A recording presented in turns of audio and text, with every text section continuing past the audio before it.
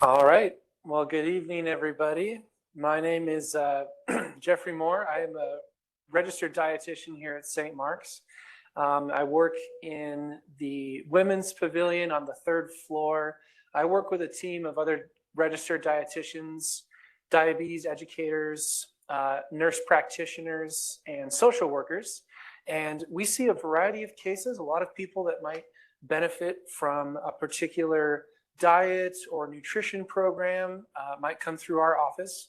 And so we have a lot of experience touching on food and nutrition and, making lifestyles around them.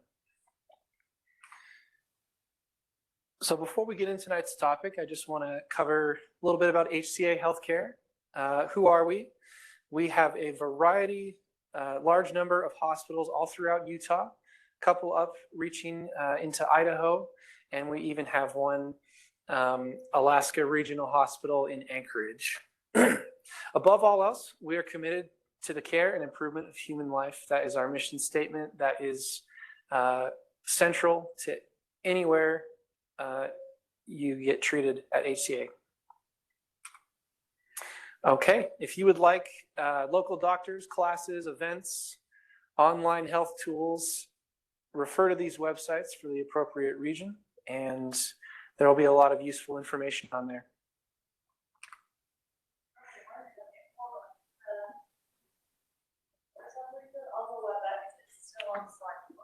Oh. I'm going to stop sharing the screen and then start sharing. Okay. Really quick.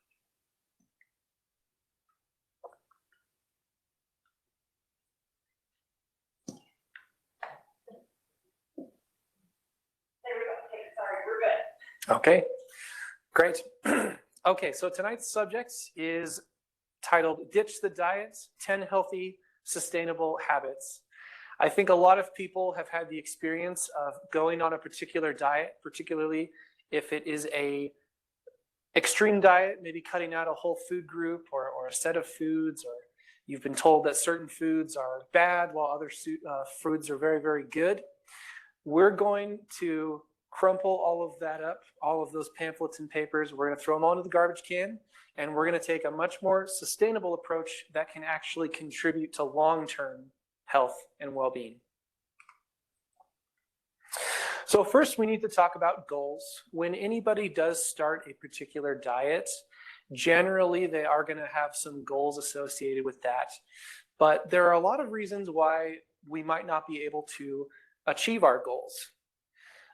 Maybe there's a lack of purpose behind why you're making that goal in the first place. I think a lot of people, at the start of the new year, they might have a New Year's resolution and they want to make something happen, but maybe they're just doing it because everyone makes a New Year's resolution. They don't have a good reason as to why they're choosing to make that goal. Undefined or unrealistic goals is another big one. You might say like, well, I want to lose weight. But if you just leave it at that vague notion, you might find that that's a pretty hard goal to actually accomplish. Taking on too much at once. This could tie into, setting up some sort of goal where, you want to lose weight and you want to eat high protein foods 3 times a day, and you want to exercise 6 days a week, and you want to get 8 hours of sleep a night, and you want to do 2 yoga classes during the week. If you go from doing none of that to trying to do all of that, you might find that that's way too difficult to pull off. No clear timeline, that's another big one. A big question of like, I want to lose weight. Okay, how much and for, over what period of time? Defining that can also help people achieve their goals. Insufficient planning, right? Maybe again, as this example of weight loss, maybe it is that is your goal, but what's the plan? How are you going to do that? Do you own a scale? Do you not own a scale? Do you have a refrigerator? Is what's going on in your life to make this work? You need to dig a little deeper than these surface goals. And then neglecting to anticipate hurdles. That's a big one. Everybody can stick to a plan until something unexpected comes up. I think Mike Tyson once said, everyone's got a plan until they get punched in the face. And that kind of rings true in terms of anticipating hurdles. There's a lot of ups and downs in life that you really can't account for, if all your plan is totally reliant on having a perfect day. Okay, so the 10 habits we're going to talk about that can contribute to long-term health and well-being. They are listed here: awareness, add before subtracting, balance your plate, portion sizes, planning and timing, the satisfaction factor, the 80-20 rule, 20-second rule, emotional eating, and hydration. Okay, so the first habit we're going to talk about is awareness. In order to come up with a realistic goal, you need to be aware of what's going on in your life. Once you've done some work and realize that you do want to make a change, your goal does need to be measurable. It needs to be realistic, and it's a good idea to make long-term goals and short-term goals. Maybe the goal is to lose weight. In the short-term goal, you can define a number of pounds over a month.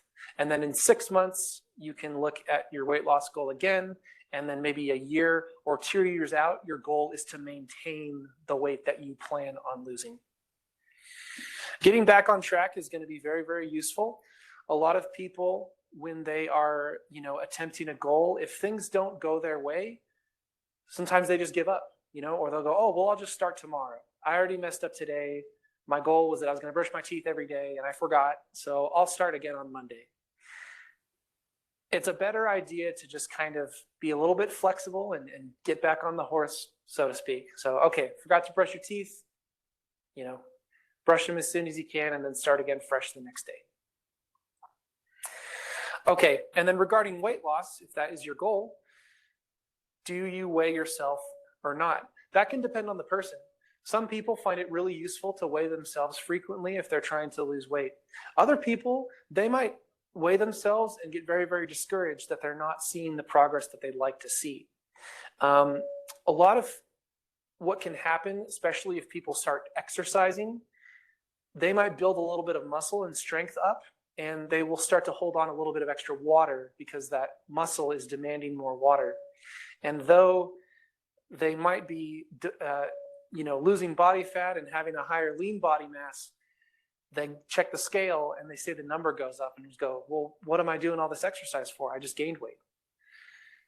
So weighing yourself can be tricky. It's beneficial for some people and not so much of a motivator for others. So again, awareness is very important. In order to increase your awareness, you really need to take an inventory of what is going on in life, particularly for weight loss. Tracking or journaling can be useful. A lot of people will start to write down how often they're eating, even go as far as writing about what it was that they ate, how much. Take a curious approach, act like a little detective in this little image there. Try to figure out what's going on with your diet. Measuring or weighing food can be useful in terms of collecting data. I wouldn't recommend that in the long term because now we're diving back into diet territory. But in order to increase awareness, it might be useful to go, oh, wow, I didn't know I was eating this much of this one food. Reading labels can give you an idea about what your food is made of. Slowing down the pace of eating, that gives you more time to analyze what that meal is like. Are you enjoying your meal? Does this meal make you feel guilty or sad or discouraged because it's not very tasty? Are you making yourself eat stuff you don't normally like just because that's what you've been told you need to do? Avoiding multitasking during meal times can help you focus in on a lot of those sensations. And then maybe you've got some medical issues going on, or possibly a medication that is stimulating your appetite or curbing your appetite, right? You might hear a nutritionist say it's really important to eat breakfast, but what if your medication is just totally ruining your appetite and you're very, very nauseous in the morning? Or again, what if you've got a medical issue going on and you might need a very particular therapeutic diet, not a fad diet, but maybe a diet that is you're going to work with a dietitian, in the case of renal disease or diabetes. There are some food trackers. MyFitnessPal and Lose It are common apps people use. Again, these are going to be used as tools for awareness, collecting data, not to measure your food in the long term, because then again, we are jumping into that diet territory. But just to maybe get a rough estimate of where your baseline diet is like, it's good information to have.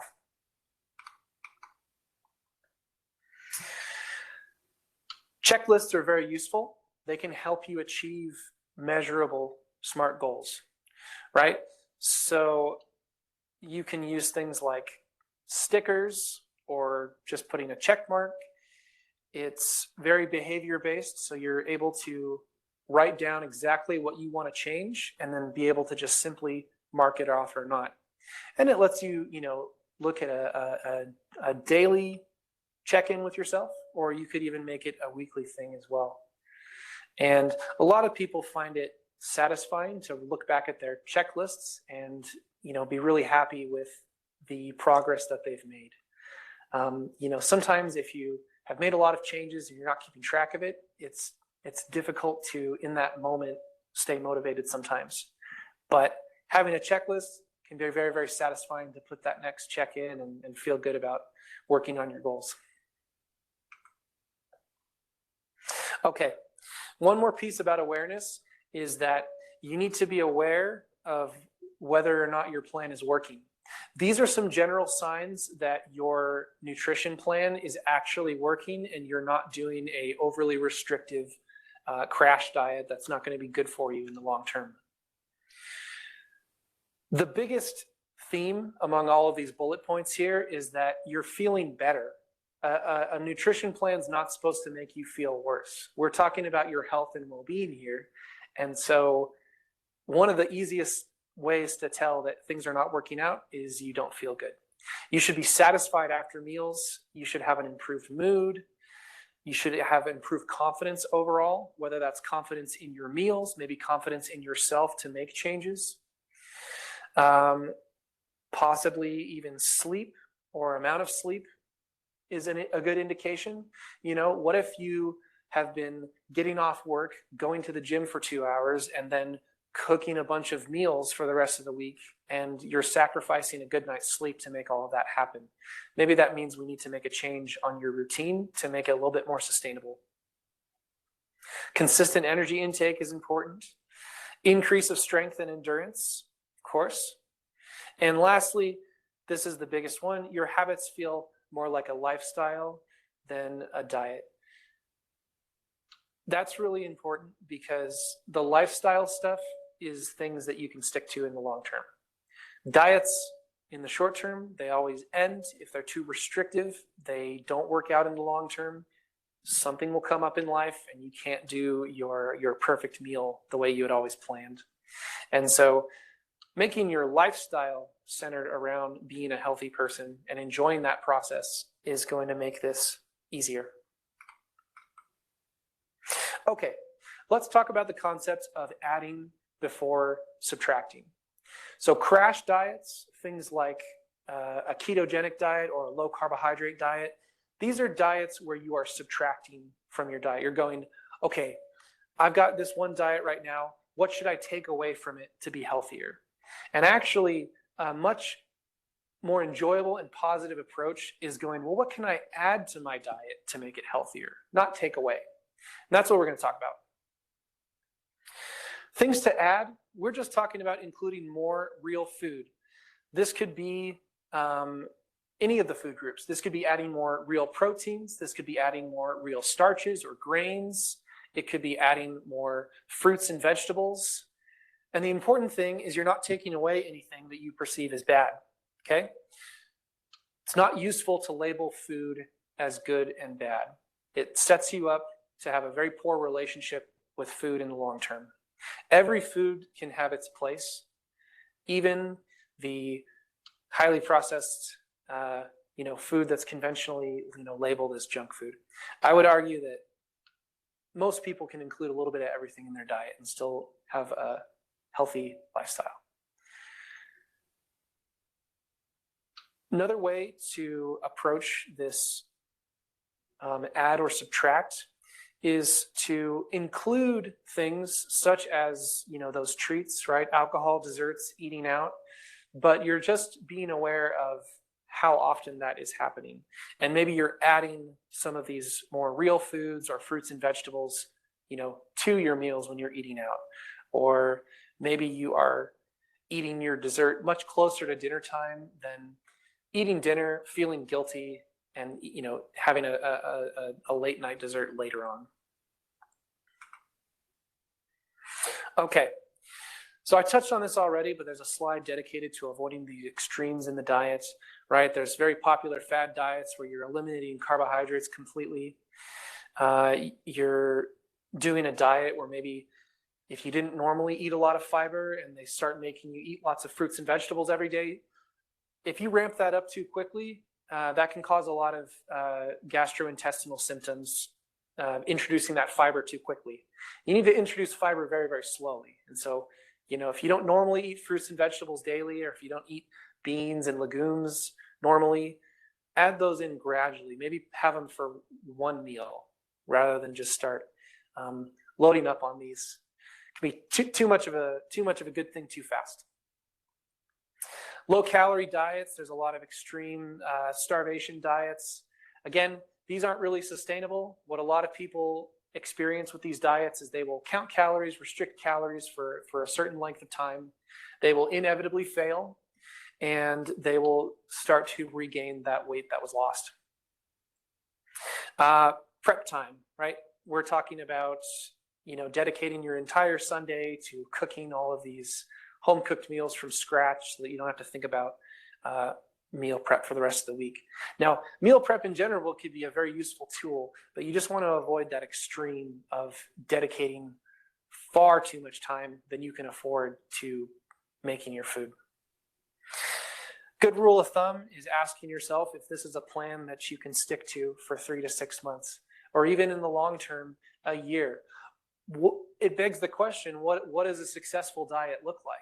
Is it that you're satisfied with your body for a few months and then you inevitably regain? Is it you're satisfied with your weight loss after a year? Well, what happens in 5 years? That day is going to come when you won't be satisfied again. So it's just good food for thought. Let's think about that. Okay, so again, adding simple things. Very simple things. These are the building blocks of what makes up a healthy diet. We are just talking about the simple ingredients: fruits, vegetables, fiber sources, right? All plant foods will contain some degree of fiber. Dairy, nuts and seeds, beans, water, protein sources, right? Meats and dairy, exercise, and sleep. These are all things that you can add to your life to be healthier. Nothing on here is something that we are taking away.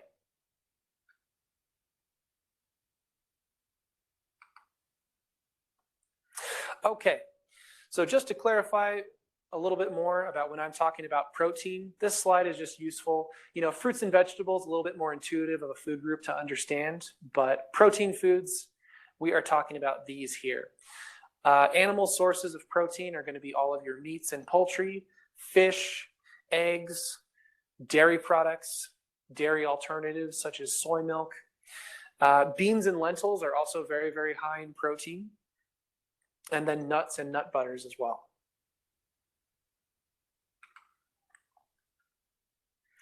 Okay, so when you are contemplating what to add, and you might be thinking, I would benefit from adding more fruits and vegetables to my diet.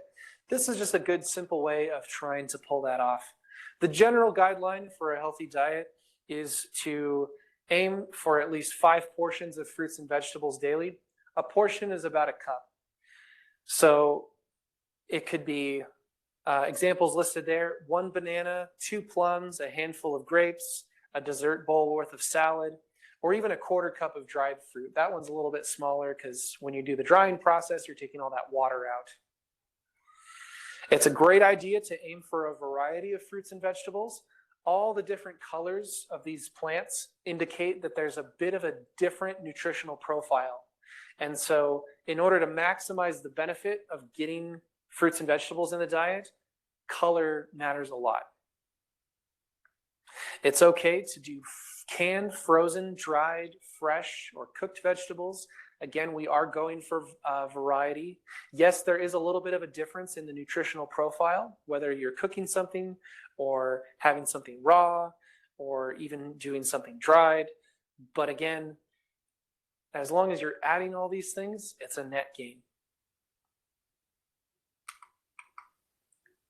Okay, next principle we're going to be talking about is balancing your plate. So a very common way people will do meal planning. This is just a simple example of the MyPlate. And what it says is you're doing about 1/4 of the plate protein foods. In this example here, it's that chicken breast. You're doing another 1/4 of the plate a starch. In this example, it looks like it's some rice and red beans.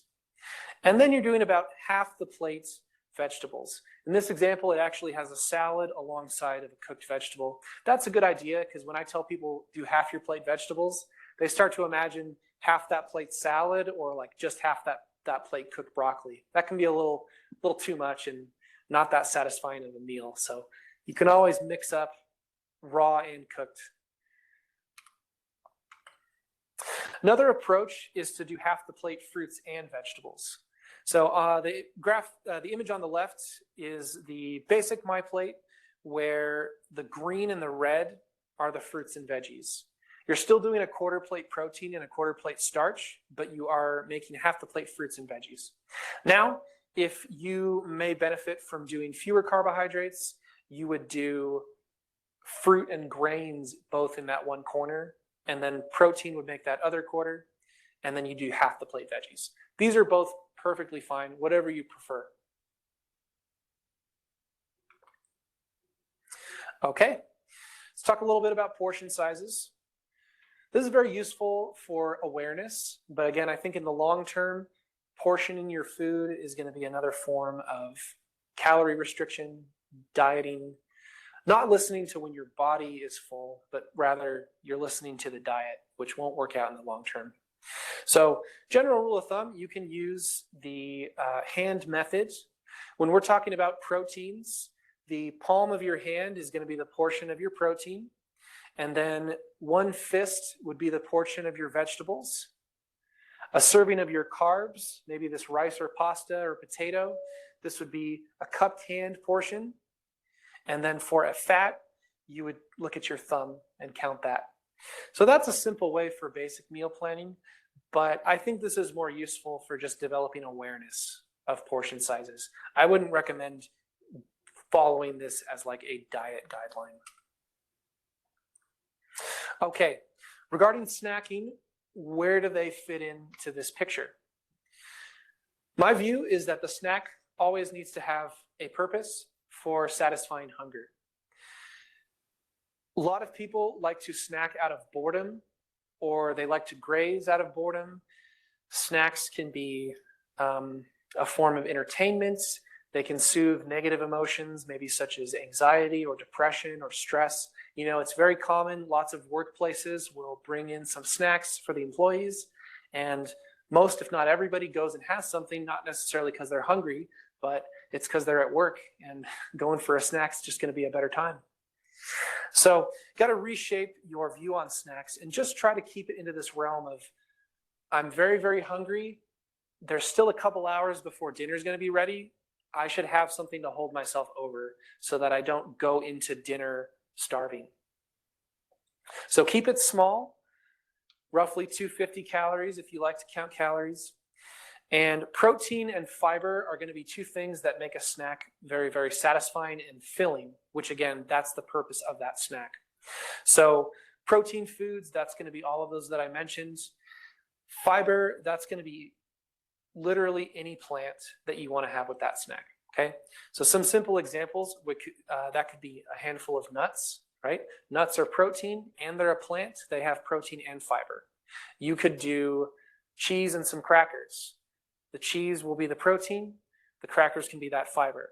You could do hummus and raw veggies, hummus being that protein, raw veggies having that fiber. Okay, next principle is going to be a little bit about planning. Got to have a plan around your diet, because when there is no plan, you're going to fall back on convenient things that are available.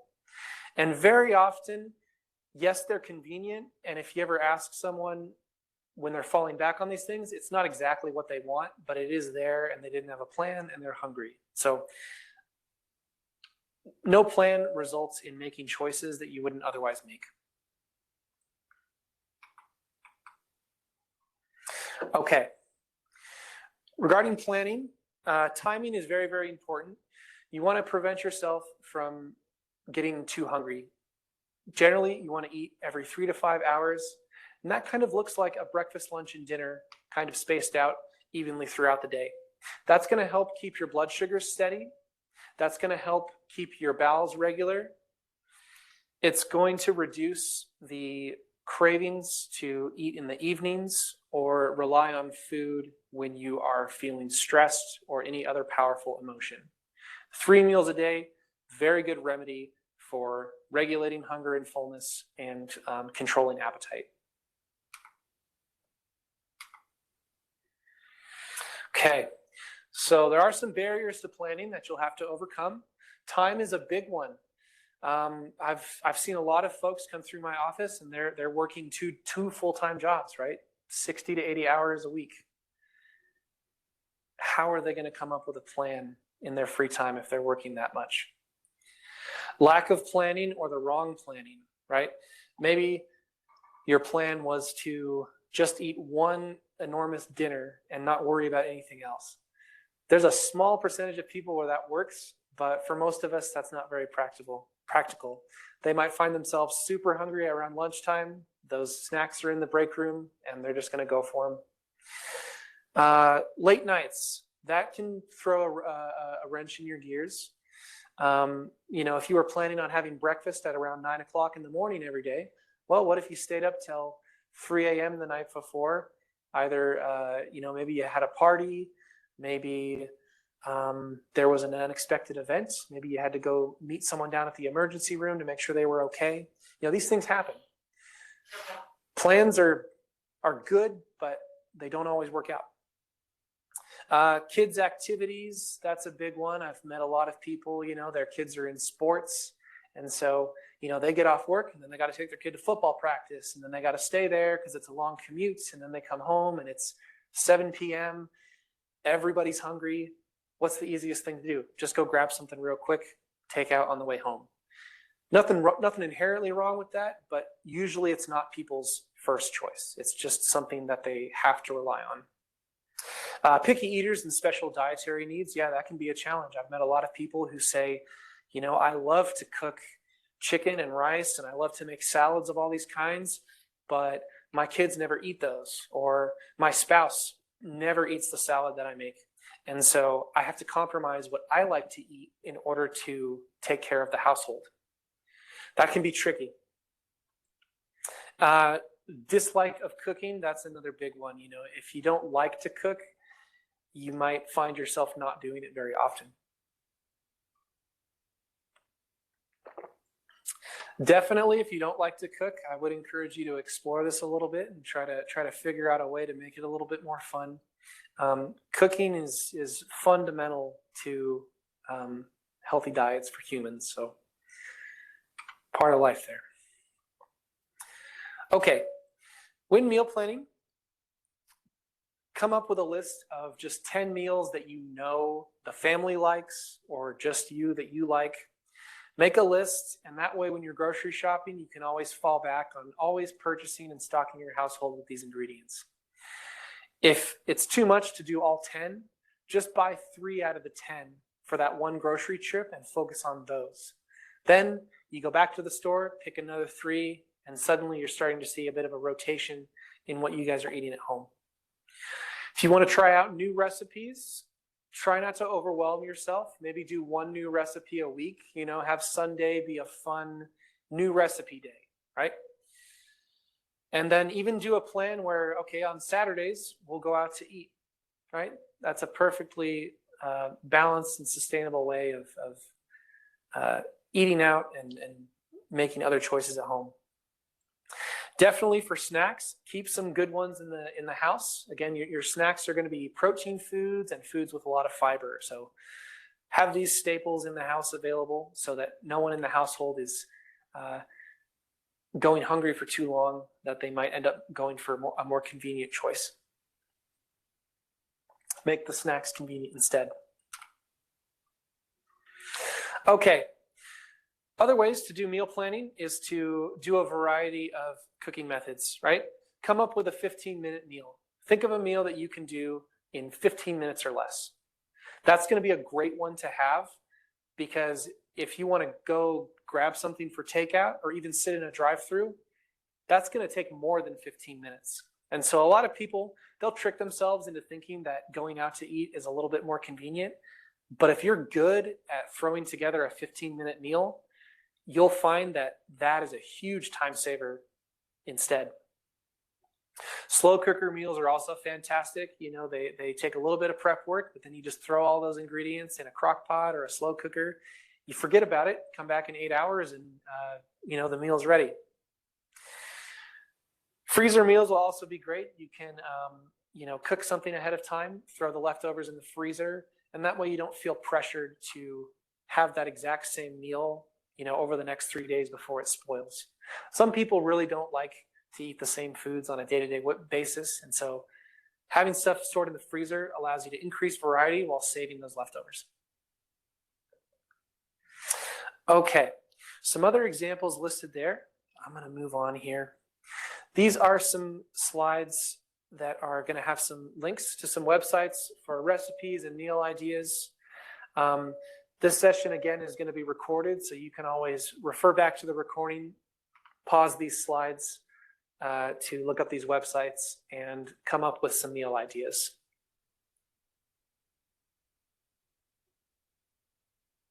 One more thing on this slide is that there are, you know, there's a new development of meal delivery services.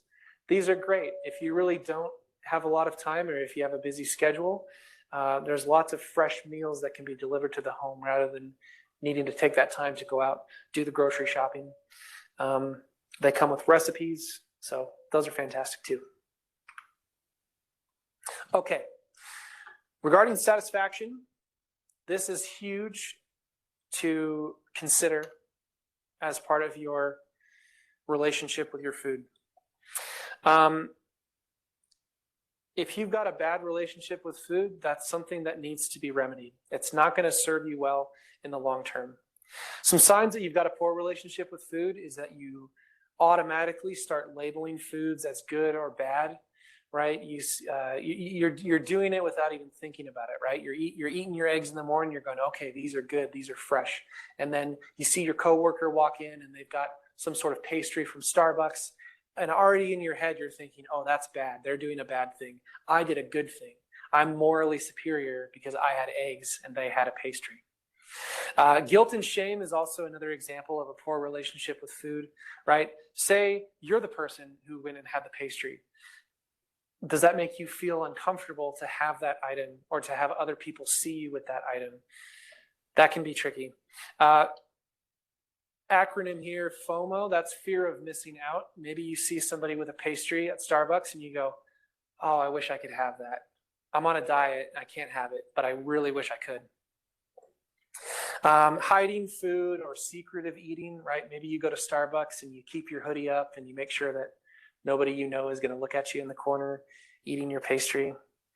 Telling your body when it's hungry, that's sort of that dieting mentality of like, okay, it's time to eat. I have to eat according to this diet or else I'm not going to meet my macronutrients for the day. I'm not going to meet my calories.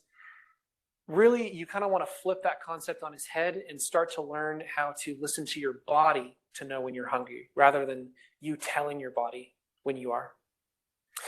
Last concept I want to touch on this slide is the Last Supper eating. This is that idea of, all right, it's Sunday, Monday I start my new diet. And so Sunday, I'm going to get one of everything that I love that I can't have. I'm starting a low carb diet on Monday, and today I'm going to eat chips and pizza and cake, and I'm going to drink a soda, maybe even two. And you start the next day, you do your diet, you find out it's too hard. And then a week later, you find yourself going, well, it's Monday again. I got to do my last supper. I'm never eating these foods ever again, so I need to gorge on all of them. Need to look at all of this and think about another way forward. Okay. This touches on awareness, and it talks about the idea of exploration. When you're eating, a lot of things are going on that you might not even notice. When you are eating, you are exposing a ton of senses to that experience. The texture, the mouthfeel of the food is going on. There's an appearance, there's a color to the food, there's a smell, there is sensations in the body. Sometimes just looking at food makes your mouth water or your stomach growl. All of these things can be really, really useful information. While you're eating, you can also check in with yourself. Okay, I'm about halfway into this meal. I'm finding that what I'm eating and what I'm putting in my mouth doesn't taste as good as that first bite. What might that mean, right? That could mean that you're starting to hit that point where you're feeling full and maybe the meal is going to be over soon. If you're watching TV and eating dinner, it's very easy to accidentally eat too much. I think a lot of people, if they're a little bit too distracted, they'll find that they'll get to that really, really full Thanksgiving full without even thinking about it. But if you're becoming more aware of the meal, you might find that you can stop a lot sooner. Okay, so this is the 80-20 rule. This is another approach to health and well-being. And it's just a simple principle that why not make 80% of your choices those, basic building blocks of a healthy diet, right? Fruits, vegetables, proteins, grains, water, and exercise. And then make the other 20% not bad stuff, but just fun stuff. 20% of the time you're having fun. That could be, right, 10 days out of the week, 2 of those days you're not worrying too much about making sure you're sticking to your goal or eating certain things. This allows you to avoid that good and bad, right? You want to change that mentality to, okay, I'm eating a pastry. That's really, really fun. That's really, really satisfying and enjoyable. And that's okay because my 20% is my fun time. And I also have this 80% where I'm looking at more stable foods. Okay. And that can count for exercise or eating out or, alcohol consumption, right? Maybe 20% of the time your exercise is not in a gym, right? Maybe that's your 80%, your efficient use of your time exercising. And then the other 20% is a fun activity, right? Playing outside, chasing a grandkid or a child, a loved one, playing catch in the park, throwing a frisbee, going to a lake, right? Maybe doing some snow activities. Okay, here's a brief slide on alcohol. I'm not going to dive too much into this, but just for educational purposes, alcohol does contain calories. The alcohol molecule itself, we will metabolize and break down. Carbohydrates and protein have about 4 calories per gram. A gram of fat will have about 9 calories, and an alcohol molecule will have about 7 calories per gram. Okay, 20-second rule and speed bumps. 20-second rule is basically a psychological trick where if you can make something doable within 20 seconds, you are more likely to do it, right? So if you've got your fruits and vegetables readily available at the front of the fridge, you're going to more likely go for them. If your fruits and vegetables are tucked away in a refrigerator in the basement, and it takes 15 seconds to go down the stairs, open up the fridge, get the fruits and vegetables out, bring them back upstairs, and then start prepping them, you're less likely to go for those types of foods the more difficult it is. So in general, you want to make your habits easier to do, right? Put your running shoes and your exercise equipment out and readily available. You don't want to need to go into a closet, dig through a bunch of stuff, and find your exercise equipment. That won't be as appealing. Speed bumps, that's just that notion that, again, life isn't perfect. You will hit little bumps in the road. They're going to take lots of different forms and shapes, and just need to work on becoming a more resilient person where you're accepting of the inevitable fact that things will not always go your way. Okay, next slide, we're going to touch on emotional eating. It's very important to be aware that when you are feeling hungry, that you have a clear understanding of that hunger signal. It can be very, very confused with that feeling of wanting to eat in order to soothe an emotion. How does my body communicate to me when I'm actually hungry, right? Typically, we have a lot of physical symptoms. Our stomach might be growling. We can maybe feel that sensation of an empty stomach. You might be able to feel low energy levels. That's your body telling you that you're hungry. What did you eat last? Maybe when did you last eat, right? Maybe you had a handful of chips a couple hours ago, and yeah, that probably wasn't very filling. And so, yeah, maybe it's time to eat. Why am I eating? What do I want to eat? A physical hunger is usually associated with people weighing lots of different options. You know, they might be thinking, okay, it's lunchtime. I haven't eaten since breakfast. Do I want chicken for lunch? Do I want fish? What do I want to drink with that? What kind of sides or starches are going to go on that? An emotional hunger very often is desiring one or two things. And if those options are not available, then you're not hungry. You know, it's that experience of being at work. You got a really stressful email, and now suddenly you really want a piece of chocolate. And if it's not chocolate, then you can wait, right? That's a very common human experience, and that's a sign that that's an emotional hunger rather than a physical one. Okay, so regarding physical hunger, think of it as a scale of 1 to 10. You want to try to aim for your hunger being between a 3 and a 7. A 1 is extreme hunger. You haven't eaten maybe for a whole 24-hour period, 16 hours, very, very ravenously hungry. If you go into a meal feeling that hungry, the body tries to protect you and overeat because the body thinks that there's not a consistent amount of food in the environment. When you're at that 10, you're so full that you feel sick, okay? That's that Thanksgiving full where you've just eaten that meal. Maybe you've had dessert. Maybe you've had a hot beverage after as well, and you're just ready to just pass out completely. We want you to avoid those two extremes. Just try to get more familiar by assigning a number to how you're feeling and try to stay between that 3 and 7. Okay, here's another approach to becoming more aware and understanding where your emotions are coming from. It's the ABC approach. The A is your antecedents, followed by the behavior, and then the consequences. So an example would be, say you're home alone and you're feeling lonely. That's the antecedent. The behavior is that maybe you ate some snacks because you were feeling lonely. The consequence is your feelings after that behavior, okay?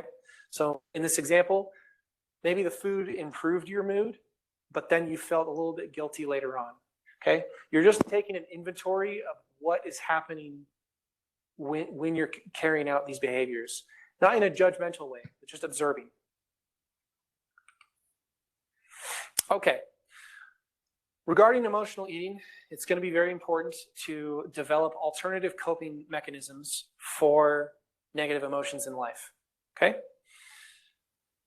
Best approach is a combination of different things. You want to be able to relax, manage your stress, understand your emotions, and exercise different strategies to handle your life.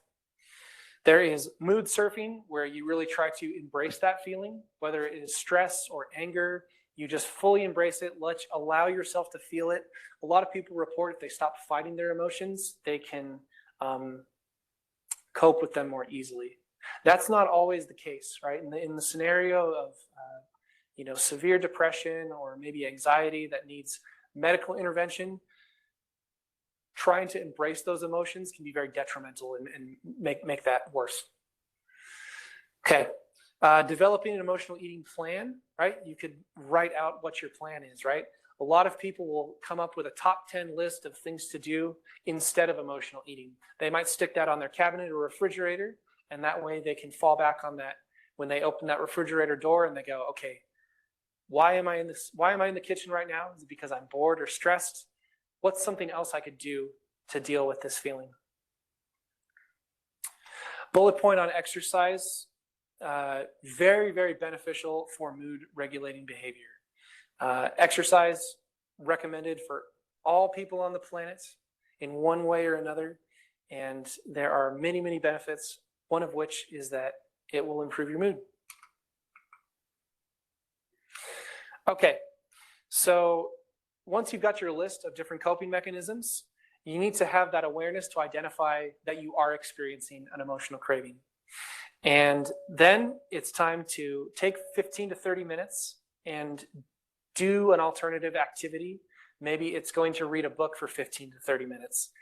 Then after that time has passed, revisit that feeling and see if you're still feeling like reaching for some food. Sometimes that feeling may have passed. Other times, maybe that feeling's still there. Overall, though, you are teaching your body that it's okay to wait. And that's a good skill to have.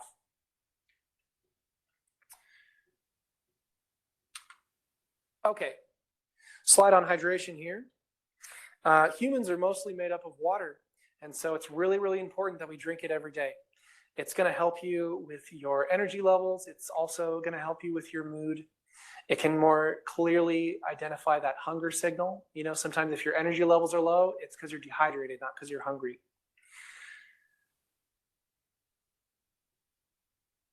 A lot of formulas exist out there. You might see people trying to drink a gallon of water a day. You might see people, trying to do the 6 to 8 cups a day or 64 ounces a day. General rule of thumb is most people can get enough just by looking at what their urine looks like when they're going to the bathroom. Next slide will give you a more clear picture of that. On that scale of 1 to 8, those colors 1 to 3, that's a good indication that you are well hydrated.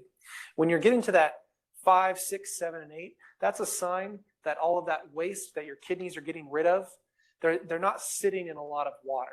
And so that's a good sign that you're starting to get dehydrated. Okay. Other symptoms of dehydration are listed there. Thirst, obviously, but also dry lips or a dry mouth, decrease in sweat, a headache, dizziness, low blood pressure. That's going to cause your heart to beat faster to compensate.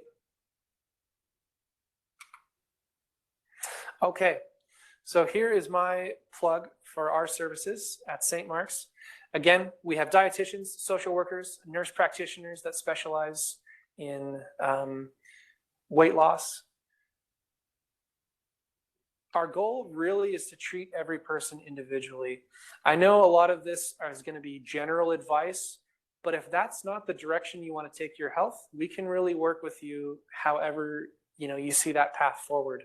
We're not going to be prescribing regimens or prescribing diets. We're really going to be trying to meet you where you're at and trying to figure out how we can help you the best. We also offer telehealth services. So if you are not close to St. Mark's, you can also see one of our providers over telehealth. Okay, well, that is the end of the presentation. Thank you so much, everyone, for attending. And I have a little bit of time now to take any questions.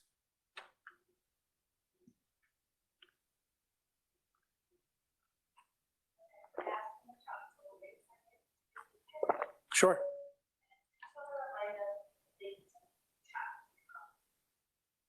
Perfect. Again, yeah, if you're tuning in online, you can just type your questions into the chat and we'll have those read out and I can answer those too.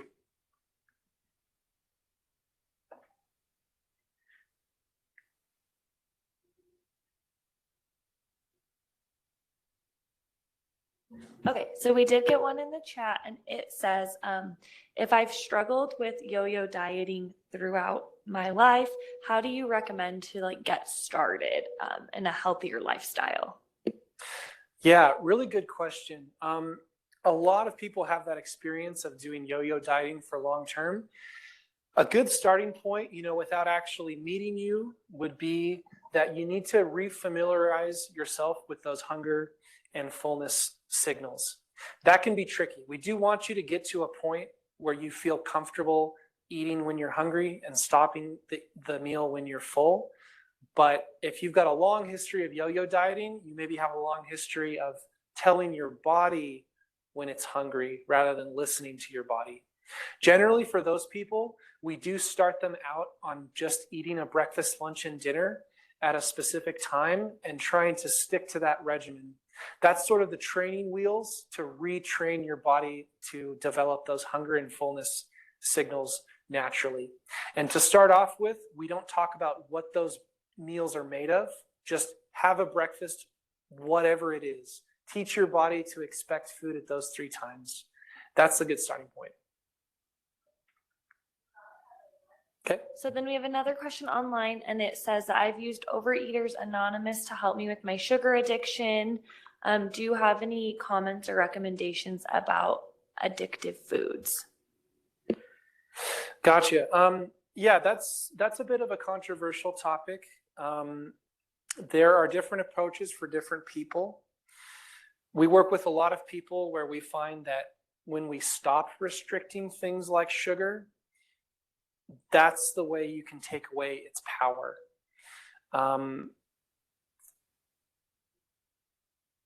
I know that the Overeaters Anonymous pulls a lot of the fundamentals and structure, from the Alcoholics Anonymous or Narcotics Anonymous. I'm not positive that it's an exact science to copy and paste those principles. We just have a different approach, and most dietitians do.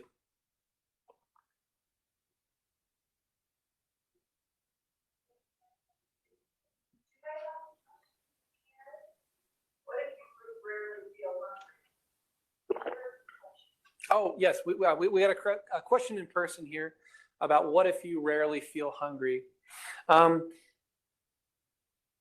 That can depend on how detrimental that is, right? If you're finding that you're not getting enough nutrition as you'd like, then that might be something that you'll need to overcome.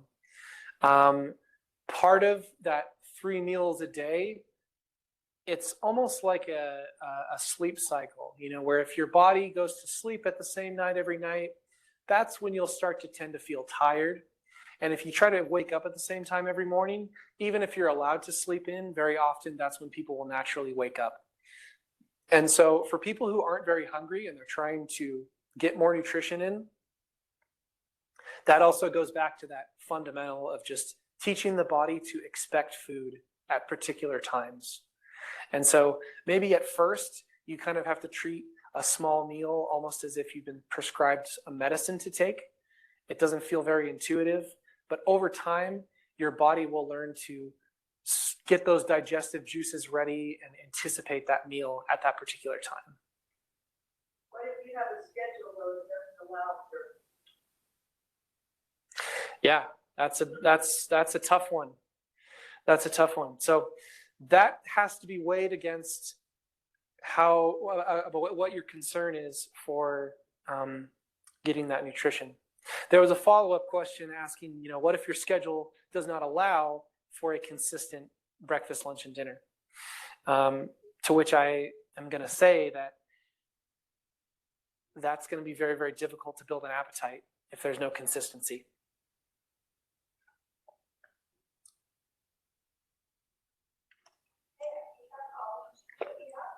Okay, great.